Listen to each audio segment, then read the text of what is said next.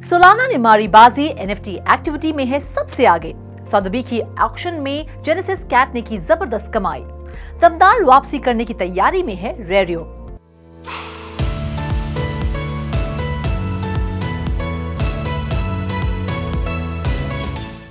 Hello and a very warm welcome to all of you. Solana के success से लेकर रेरियो के कमबैक तक कई मजेदार एनएफटी अपडेट्स मैं रुचि शर्मा आपके लेकर आई हूं। तो हो जाइए एनएफटी वर्स के इस खास एपिसोड के लिए तैयार। इसमें आपके फेवरेट एनएफटी प्रोजेक्ट्स की डिटेल्स तो होंगी ही, साथ ही हम एक स्पेशल गेस्ट से भी करेंगे मुलाकात। लेकिन सबसे पहले जानते हैं पिछले हफ्ते कैसा रहा एनएफटी मार्केट का हाल।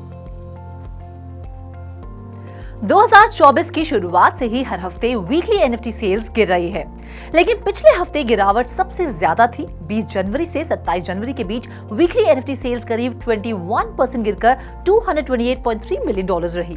जहां नवंबर, दिसंबर और जनवरी के पहले हफ्ते बिटकॉइन एनएफटीज का बोलबाला रहा, वहीं पिछले 3 हफ्तों से इथेरियम ने नंबर 1 का ताज वापस हासिल कर लिया है। 28.78% गिरावट के साथ इथेरियम एनएफटी सेल्स रही $74.97 मिलियन। तो वही बिटकॉइन एनएफटीज ने 12.62% की गिरावट के साथ $55.92 मिलियन सेल्स दर्ज की। तीसरे स्थान पर रही सोलाना, जिसने 11.85% गिरावट के साथ $53.69 मिलियन सेल्स बटोरी।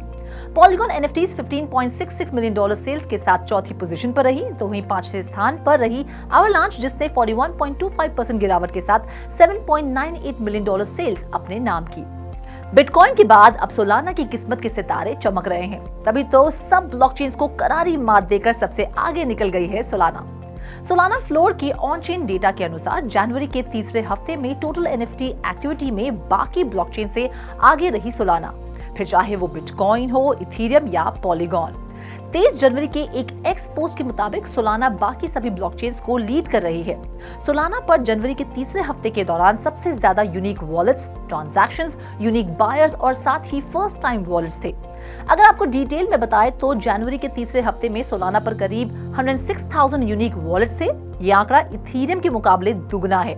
सोलाना पर फर्स्ट टाइम वॉलेट्स करीब 22,000 हैं, जो इथेरियम से 3 गुना और बिटकॉइन से दुगना है। इसी के साथ करीब 2.8 मिलियन ट्रांजैक्शंस सोलाना पर पोस्ट की गई थी। यह आंकड़ा इथेरियम के मुताबिक उस हफ्ते 20 गुना ज्यादा था। सोलाना की लीड करने के पीछे एक बड़ी वजह उसकी लो ट्रांजैक्शन फीस है, क्योंकि मिंटर्स और एक्टिव ट्रेडर्स के लिए ट्रेडिंग फीस बहुत मायने रखती है। इसीलिए वो तमाम प्रोजेक्ट्स जो सिक्योरिटी और लो ट्रांजैक्शन फीस को तवज्जो देते हैं, उनके लिए सोलाना एक अच्छे लेयर 1 ऑप्शन के तौर पर उभर रही है। इस पर और ज्यादा जानकारी के लिए रुख करते हैं हमारे स्पेशल गेस्ट का। Welcome to 3.2 TV. इन दिनों सोलाना बड़ी तेजी से एनएफटी सेल्स और ओवरऑल एक्टिविटी में आगे बढ़ रही है। क्या आपको लगता है सोलाना में इथेरियम और बिटकॉइन एनएफटीज को मात देने का मादा है, और क्या वजह है सोलाना के इस सक्सेस के पीछे? Solana saw the highest NFT activity last week due to low fees, high transaction speed, and rising user engagement. Growing popularity among NFT projects and users leading to a snowball effect.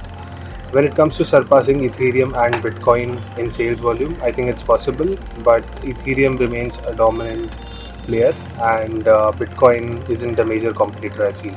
Thank you so much हमसे बातचीत करने के लिए और अपना कीमती समय हमें देने के लिए। सोलाना अगर एनएफटी एक्टिविटी में तेजी से आगे बढ़ रही है, तो बिटकॉइन एनएफटी सेल्स बटोरने में सबको दमदार टक्कर दे रही है।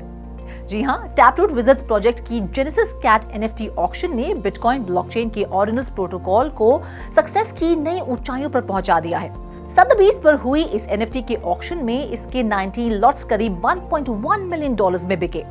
आर्टिस्ट फ्रांसिस्को द्वारा तैयार किया गया ये आर्ट अपने आप में नायाब है, जो सदबीस में हुई ऑर्डिनल्स इंस्क्रिप्शन की सेल में फीचर किया गया था। ये ऑक्शन 12 जनवरी से 22 जनवरी तक चली। हैरानी की बात तो ये है कि इस जेनेसिस कैट एनएफटी की वैल्यू $15,000 से $20,000 के बीच आंकी जा रही थी, लेकिन ये सारे रिकॉर्ड तोड़ते हुए 12 गुना रकम पर बिकी। पिछले महीने भी सदबी पर बिटकॉइन के एक कलेक्शन ने धमाल मचाया था। बिटकॉइन श्रूम्स की 3 पिक्सेलेटेड इमेजेस ने सक्सेसफुल ऑक्शन के दौरान कुल $450,000 की कमाई की। इसके अलावा लॉट 17, जिसका टाइटल ब्लैक रेयर सैट था, ने $165,100 बटोरे। रेरियो बंद हो रहा है। अरे घबराइए मत, रेरियो एक शॉर्ट ब्रेक के बाद जल्द कमबैक भी करेगा। क्रिकेट एनएफटी प्लेटफॉर्म रेडियो ने 29 जनवरी को अपने करंट प्रोडक्ट को शट डाउन कर दिया, लेकिन वो बहुत जल्द मार्च में एक नए प्रोडक्ट के साथ वापसी करेगा। इंडिया और इंग्लैंड के बीच हुआ पहला टेस्ट मैच ही आखिरी गेम था जो रेडियो के करंट प्रोडक्ट D3 पर होस्ट किया गया। इस ड्रीम स्पोर्ट्स बैक कंपनी ने अपने कस्टमर्स को आश्वस्त किया है कि उनके वॉलेट कैश बैलेंसेस सेफ है और 31 मार्च तक विड्रॉल्स के लिए अवेलेबल।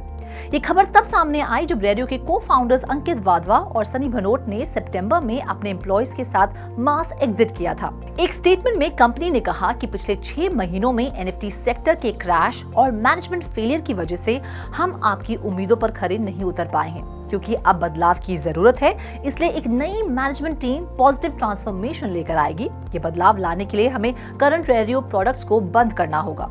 रेडियो फिलहाल फैंस को फिएट ओनली मीडियम्स जैसे कि क्रेडिट कार्ड्स, डेबिट कार्ड्स और बैंक ट्रांसफर्स के जरिए एनएफटी बाय, सेल और ट्रेड करने की इजाजत दे रहा है। रेडियो के को-फाउंडर्स के चले जाने के बाद रेडियो के इन्वेस्टर्स ने कंट्रोल अपने हाथों में लिया और सीएफओ प्रियेश कारिया को बतौर इंटरिम सीईओ अपॉइंट किया। क्या आप गेमिंग के शौकीन हैं? अगर हाँ, तो आपके लिए एक खुशखबरी है। होमलैंड गेम अब और ज्यादा मजेदार होने जा रहा है। एक्सी इन्फिनिटी ने अनाउंस किया है कि जल्द उनके फ्लैगशिप गेम होमलैंड पर एनएफटी एक्सीज अवेलेबल होंगी। उम्मीद की जा रही है कि एनएफटी एक्सीज के साथ साथ और कई फीचर्स आने वाले दिनों में होमलैंड पर दिखेंगे। इस लिस्ट में सबसे ऊपर है लैंड डेलीगेशन मार्केटप्लेस, उसके बाद AXS रिवॉर्ड स्प्लिट्स और फिर AXS रिवॉर्ड लूप जैसे फीचर्स जिनका बेसब्री से होमलैंड पर आने का इंतजार हो रहा है। इन बदलावों का ऑब्जेक्टिव है गेम प्ले को अपग्रेड करना और लैंड डेलीगेशन मार्केटप्लेस में प्लेयर्स की एंगेजमेंट बढ़ाना। इस अनाउंसमेंट में ये भी क्लैरिफाई किया गया है कि ये एनएफटीज जल्द होमलैंड के बीटा वर्जन में यूटिलिटी के लिए अवेलेबल होंगी।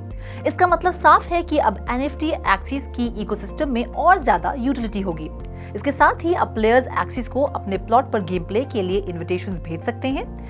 एनएफटी एक्सिस एंड होमलैंड के बीच डीपर इंटीग्रेशन की तरफ इसे पहला कदम माना जा रहा है। इसका मेन ऑब्जेक्टिव है लैंड से जुड़े एक्सिस की सेल्स और वॉल्यूम को बढ़ाना। Well, that's all in this episode of NFT Verse। वक्त आ गया है आपसे विदा लेने का, लेकिन NFT की दुनिया से ऐसी ही और मजेदार खबरें मैं रुचि शर्मा आपके लेकर आती रहूंगी। Till then, do like, share and subscribe to 3.tv और इसी तरह की इंटरेस्टिंग अपडेट्स के लिए लॉग ऑन करें हमारी वेबसाइट www.3versetv.io पर या फिर QR कोड को स्कैन करें।